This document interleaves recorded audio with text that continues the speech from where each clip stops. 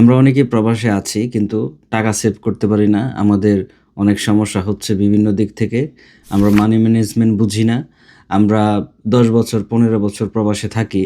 কিন্তু ঠিকমতো আমরা মানি ম্যানেজমেন্ট না জানার কারণে আমরা প্রবাস থেকে এসে বিভিন্ন সমস্যাতে পড়ি। যেন প্রবাসীরা তারা তাদের সমস্যা বুঝতে পারে, কোথায় কোন ধরনের প্রবলেম হচ্ছে তারা যেন সেগুলো আইডেন্টিফাই করতে পারে।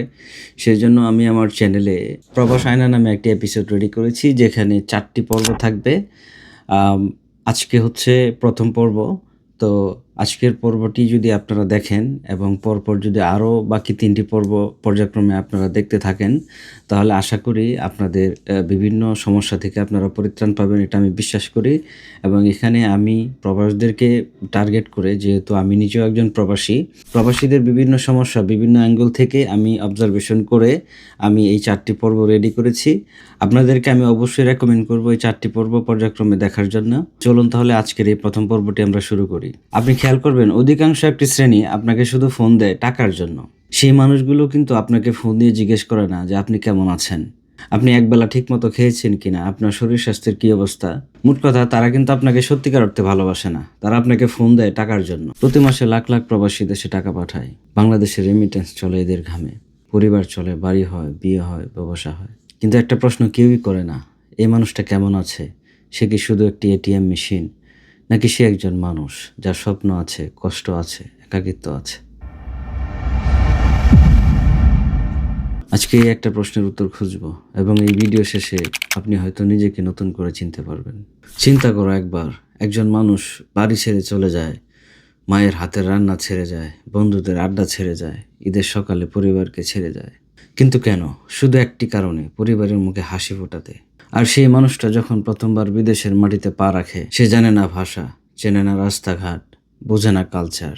সেই মানুষটি রাতে একা ঘরে যখন শুয়ে থাকে, সেই ঘরের ছাদের দিকে তাকিয়ে থাকে, মনে পড়ে মায়ের মুখ, মনে পড়ে ছোট ভাইয়ের হাসি। কিন্তু কেউ কাউকে বলতে পারে না, কারণ বললে পরিবার দুশ্চিন্তা করবে। আমি ভালো আছি, এই মিথ্যাটাই তার সবচেয়ে বড় কাজ হয়ে দাঁড়ায়। এই কষ্টের কোনো নাম নেই, কিন্তু প্রতিটা প্রবাসী এটাই মেনে নেয়। এবার আসে আসল কথায়, দেশের বাড়িতে আসলে কি হয়। প্রবাসীরা যখন বাড়িতে টাকা পাঠায় সবাই কিন্তু খুবই খুশি হয়, কিন্তু সেই টাকা যদি পাঠাতে একটু দেরি হয় তাহলে কিন্তু ফোন দেয়। কোনো সমস্যা হলে ফোন দেয়, টাকা দরকার হলে ফোন দেয়। কিন্তু কেউ ফোন করে না এতটুকু বলতে, ভাই তুমি কেমন আছো, খেয়েছো, ঘুম হয়েছে। যেহেতু আমি নিজেও একজন প্রবাসী, আমি জানি প্রবাসীদের সমস্যা কোথায়। আমি নিজেও অনেক দেখেছি। অনেক ভাই বলেন ফোন দিলেই প্রথম কথা, টাকা কবে দিবা, আমি কেমন আছি সেটা কেউ জানতে চায় না। এটা শুনে বুকটা ভারী হয়ে যায়। একটা মানুষ তার জীবনের শ্রেষ্ঠ সময়গুলা বিদেশে পার করছে। সূর্য দেখার সময় নেই, পরিবারের সাথে ঈদ কাটানোর সময় নেই, সন্তানের প্রথম হাঁটা দেখার সুযোগ নেই। আর বিনিময়ে পাচ্ছে না একটু কৃতজ্ঞতা, না একটু ভালোবাসা, শুধু আরও বেশি চাওয়া। আপনি বলেন তো এটা কি ঠিক? আমি জানি পরিবার ইচ্ছে করে কষ্ট দেয় না, তারাও কষ্টে আছে, কিন্তু অজান্তে একটা মানুষকে মানুষ থেকে মেশিন বানিয়ে ফেলে। এদিকে শুধু পরিবার না, সমাজও একই কাজ করে। প্রবাসী মানুষটা দেশে এলে কি হয়, কাছের ভাই এবং বন্ধুদের সাথে যখন দেখা হয় তখন বলে, কি বন্ধু ট্রিট দিবা না? আপনি বিদেশে থাকেন সেটা শুনে, সেটা মানুষ জেনে আপনাকে চেপে ধরে, বিভিন্ন দিক থেকে আপনাকে ঠকাতে চায়। আপনি কোনো কিছু কিনতে গেলে আপনার কাছে দাম বেশি রাখা হয় এবং অনেক বন্ধুরা আছেন আপনাকে ফুসলে আপনার কাছ থেকে ট্রিট নেওয়ার চেষ্টা করে, সুবিধা নেওয়ার চেষ্টা করে। প্রবাসী মানুষটাকে সবাই টাকাওয়ালা মনে করে, সবাই মনে করে প্রবাসীরা হচ্ছে টাকার মেশিন। কিন্তু সেই মানুষটার কথা কেউই ভাবে না।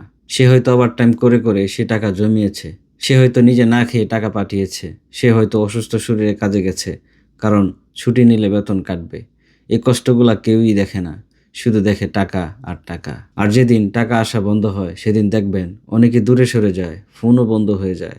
এটাই বাস্তবতা, তিতা কিন্তু সত্য কথা। এবার একটু কঠিন কথা বলবো, আমাদের প্রবাসীদেরও কিন্তু অনেক ভুল আছে। অনেকে নিজেই নিজেকে মেশিন বানিয়ে নেন। কিভাবে? শুধু কাজ আর কাজ, বেশি টাকা, আরও বেশি টাকা। নিজের জন্য একটা ভালো খাবার নেই, একটু বিশ্রাম নেই, কোনো শখ নেই, কোনো বন্ধু নেই। কিন্তু কেন? কারণ পরিবারকে খুশি রাখতে হবে, দেশে বাড়ি বানাতে হবে, মানুষ হতে হবে। কিন্তু এই প্রেসারে সে ভুলে যায় সে নিজেও একজন মানুষ। আল্লাহ তাআলা বলেছেন, নিজের উপরেও তোমার হক আছে, নিজের শরীরের, নিজের মনের। তাই শুধু পরিবারকে দোষ দিলে হবে না, নিজেও নিজের যত্ন নিতে শিখতে হবে। তুমি যদি নিজেকে ভালো না রাখো, তুমি কাউকেই ভালো রাখতে পারবা না। এটা মনে রেখো। আজকের এই পর্বে আমরা অনেক কিছুই জানলাম, তাহলে এখানে আমাদের করণীয় কি হতে পারে? এই পয়েন্টে আমি 3টি কথা বলবো, প্রবাসীদের জন্য, পরিবারের জন্য আর সমাজের জন্য। শুরুতেই বলবো প্রবাসীদের জন্য। 1 নাম্বার হচ্ছে, নিজেকে শুধু টাকা পাঠানোর যন্ত্র মনে করবেন না। আপনি একজন মানুষ, আপনার স্বপ্ন আছে, সেই স্বপ্নকে সম্মান করেন। 2 নাম্বার হচ্ছে, কষ্ট হলে বলবেন, পরিবারকে সব বলতে হবে না, কিন্তু একজন বিশ্বস্ত মানুষকে বলবেন। মনের ভার একা বহন করলে একদিন ভেঙে পড়বেন। 3 নাম্বার হচ্ছে, নিজের জন্য কিছু রাখেন। মাসের শেষে নিজের জন্য একটু খরচ করেন, একটু ভালো খান, একটু ঘুরতে যান। এটা বিলাসিতা নয়, এটা বেঁচে থাকার অধিকার। পরিবারকে উদ্দেশ্য করে আমি বলবো, প্রবাসী সদস্যকে শুধু টাকার উৎস হিসেবে দেখলে একদিন সেই মানুষটা শেষ হয়ে যায়। তার আগেই তাকে জিজ্ঞাসা করেন, কেমন আছো? শুধু এতটুকু।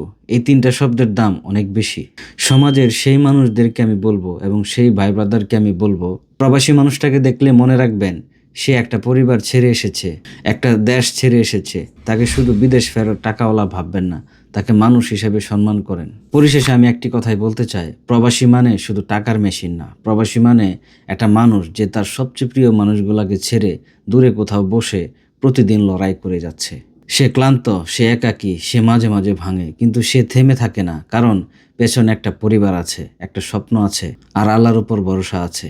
পবিত্র কোরআনে আল্লাহ তাআলা বলেছেন, নিশ্চয়ই কষ্টের সাথে স্বস্তি আছে। এই কষ্ট একদিন শেষ হবে, এই পরিশ্রমের ফল একদিন আসবে, কিন্তু সেই দিন পর্যন্ত নিজেকে ভুলে যেও না।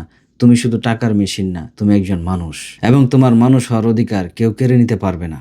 এই ভিডিওটা যদি আপনার মনে কিছু ছুঁয়ে গিয়ে থাকে, এখনই পাঠান সেই প্রবাসী মানুষটাকে এবং জিজ্ঞাসা করেন, আপনি কেমন আছেন বা তুমি কেমন আছো। আর পরবর্তী পর্বে আমি বলার চেষ্টা করব, প্রবাসীরা দেশে ফেরার পরে কেন অনেকেই হারিয়ে যায়। সেই গল্পটা আরও অনেক কষ্টের। সেটা দেখতে চাইলে চ্যানেলটি সাবস্ক্রাইব করে পাশে থাকার আমন্ত্রণ রইল। দেখা হচ্ছে পরবর্তী পর্বে। সে পর্যন্ত ভালো থাকবেন। আসসালামু আলাইকুম ওয়া রাহমাতুল্লাহ।